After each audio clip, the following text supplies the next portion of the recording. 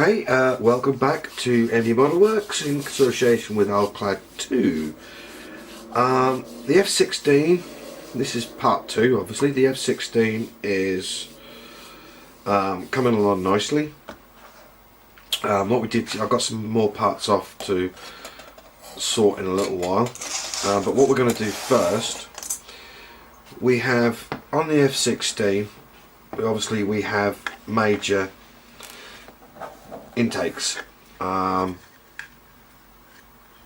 intake on an F-16 is very visible, but when you join the two parts together, as I've done here already, I did this on purpose, specifically to be able to show you this. This is the other question that I get asked increasingly on how to get rid of seam lines inside intakes and other parts. It's a very simple trick to do this. Excuse me. I should keep saying Richard will tell me off. Now, what I use is just cotton buds, earbuds, whatever you want to call them. A few of those. A bottle of ALK 307 airbrush cleaner. It is a very strong thinner as well as airbrush cleaner. Now this stuff smells absolutely great, but then I'm addicted to it anyway. Now all we're going to do, we're going to lay a little bit of blitz down to begin with. Put this on here. Be very careful not to tip this over. If this goes over, it would strip the colour off the mat. It will melt any plastic that you get anywhere near it. So all we're going to do is dip the tip of the cotton wool bud inside the bottle, and we're just going to run up and down our seam inside. Now as soon as that starts to pull, it's time to dip it again. And all we're doing is we're melting the plastic basically and getting rid of that seam line inside. So that's that side done for this end. So all we're doing, like I say, is just dipping it in,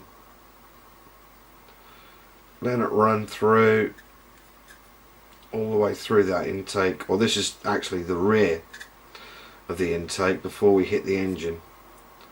The engine will go on the end of this part. This piece will eventually go on there, something like that. But so all we're going to do, just dribble it in there. So if it gets tacky, stop, because that's when you're doing damage. You don't want to do major damage to it. So like so, we're just dipping them through, and we're turning it round. That side's quite nicely. I'm quite happy. We're not putting any pressure. We're just letting the airbrush cleaner do its job that I want it to do at the moment. Just through. Right. So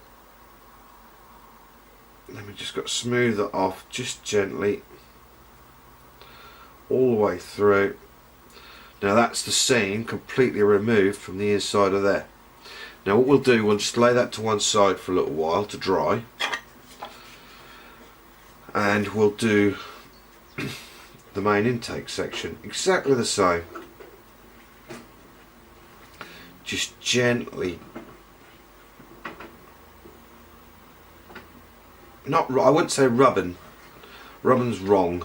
Rubbing's racing, but rubbing's, you rub on this and it will leave a horrible mark, and you will actually just melt your way into the plastic, and it'll look worse than the seam does. So all you're doing is just being gentle and rubbing away, all you're doing, it's melting away the seam, not rubbing, melting. That's more the word I'm looking for. So we're just doing in and out.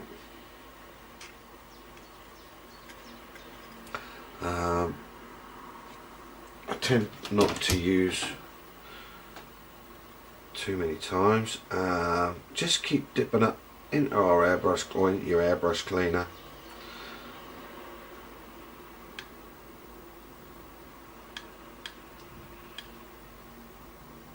And we're taking out that seam completely.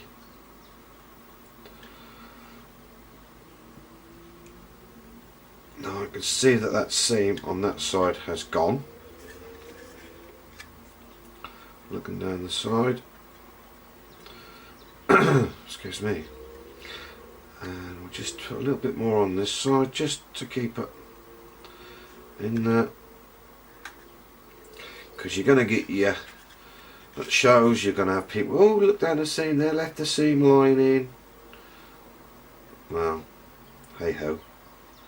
This is a simple, easy method of getting rid of those seams.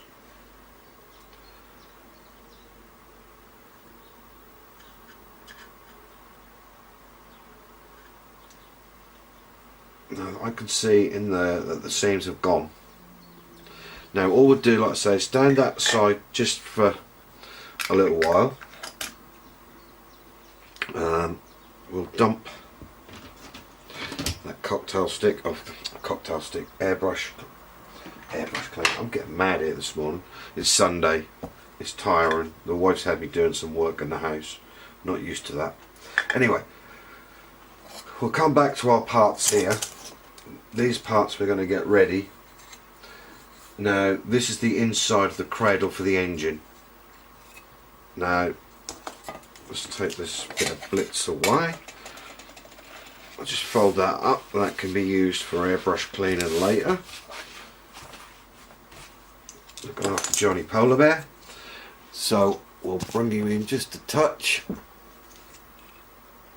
And you can see here we've gone into, I'm jumping forward a little bit for this bits, but we're getting things ready to paint. I like to get a load of parts ready to use the airbrush all in one hit. Then it's a lot simpler for me, or I find it a lot simpler to do. Right, so we're looking to see how everything fits in. These parts obviously were taken off the sprue and cleaned and are looking good. We just check the orientation because I nearly messed up then. That's it. It goes on that side. All the dots line up. If the dots don't line up, it's the wrong side. So we'll get our tape, our glue,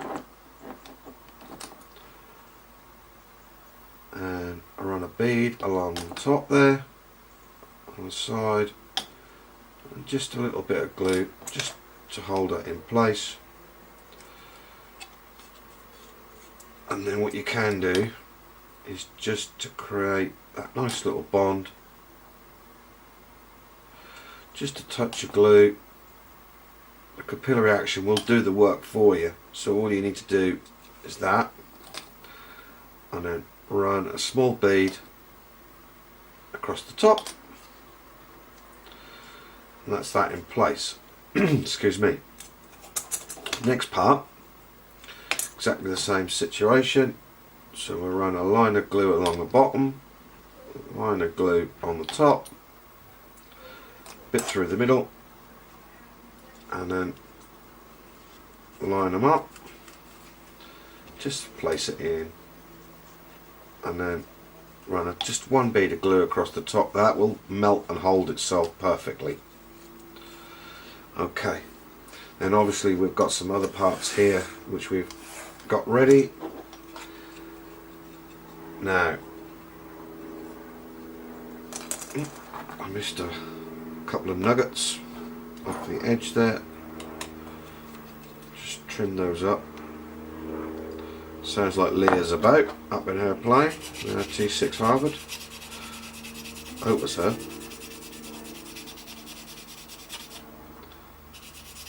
So, as I say, we've just got to take these pieces off that I missed.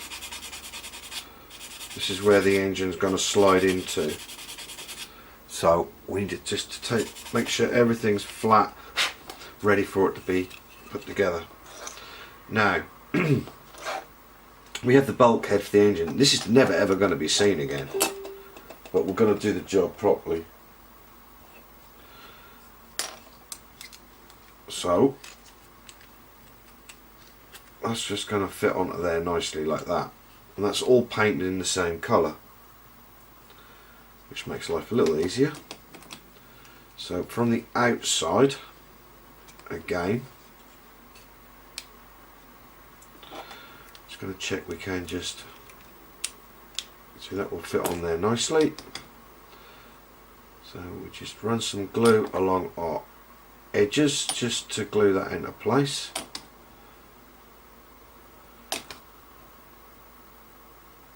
Not too much, just enough to hold up, line it up, hold it for a few seconds, and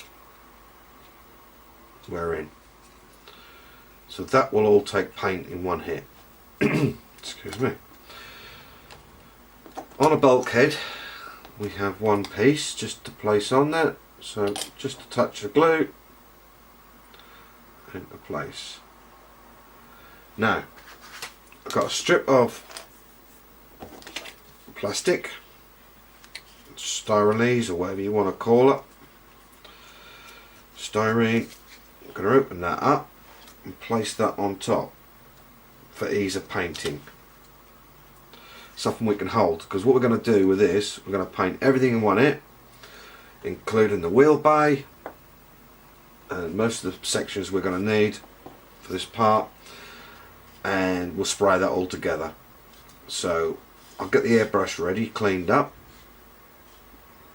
in a little while to do that, but first we can now go back to our intakes and just a quick check just to see if they're dry.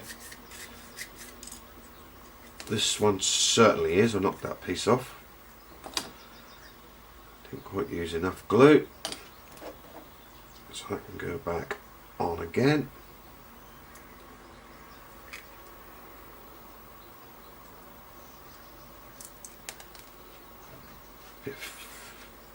My hands are a bit fiddly. Just place it in.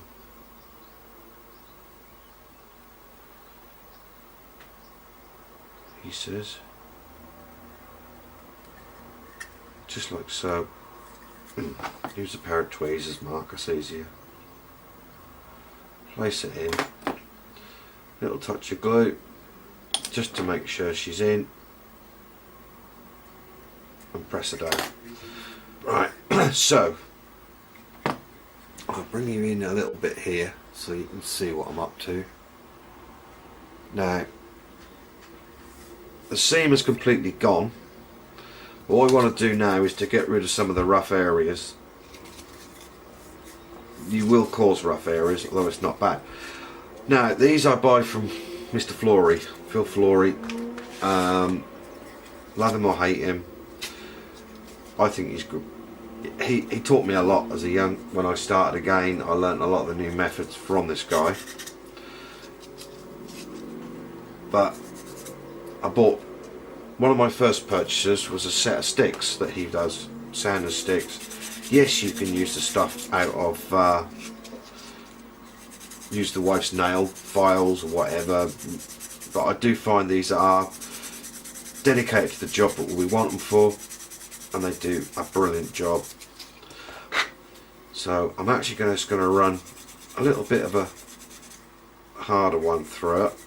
Although this is a fine grade, it's a lot stronger than, or a lot rougher than the one we've just been using. I'm just going to polish it up both sides that we've done,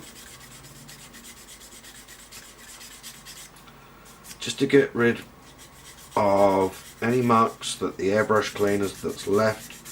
You can get in there with your finger. These are big enough to do that with. Obviously a smaller model you can't. This edge is a little bit more awkward because it's thicker, so still coming in there.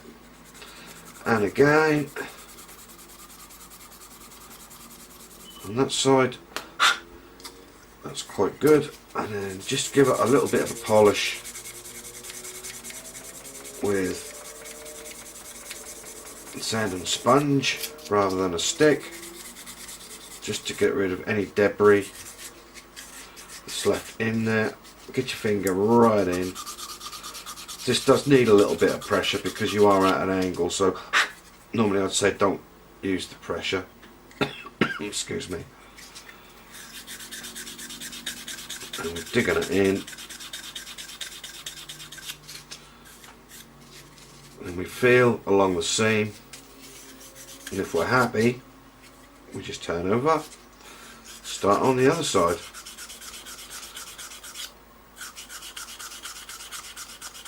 If you're going to show your models, this is something that the judges will look for. Seams inside intakes and exhausts, they seem to thrive on. So we're going to make it all nice and smooth. And of course the other side. This is the rear of the intake, and you can see it, although it will be dark in there. Someone who wants to will look in there and they will say, oh, you ain't done the seams.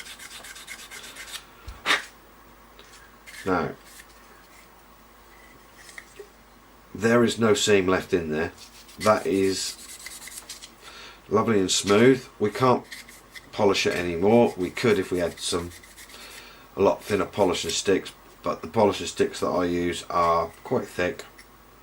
But that's all you need to do on that one. This one, again, just to check to make sure we are dry, because the last thing you want to be doing is moving stuff about again. And we're just going to do exactly the same with the front intake. I can't use the sander stick with this one, simply because it's a lot thinner, the angles are a lot tighter. These are your babies to use. They really are good things. Let's get the dust out so we can see where we are.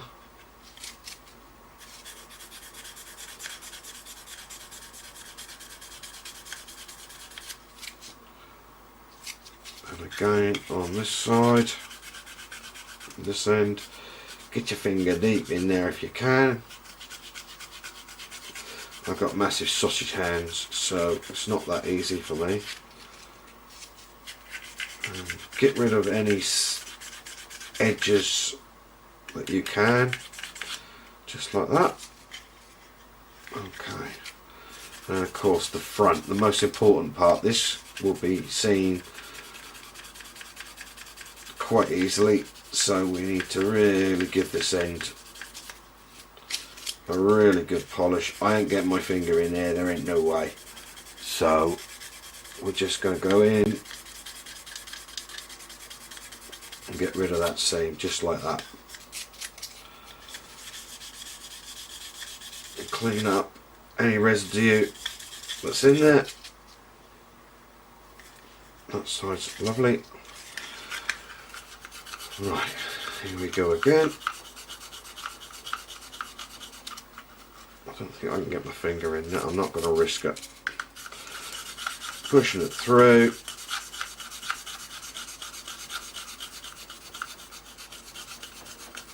When I say, whenever I sand anything, I always say, don't force it, don't force it.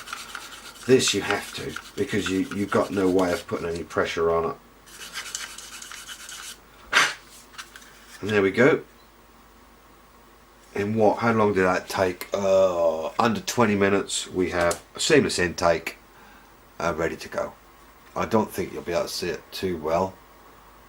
If I put the servo back on, that should just about make that up.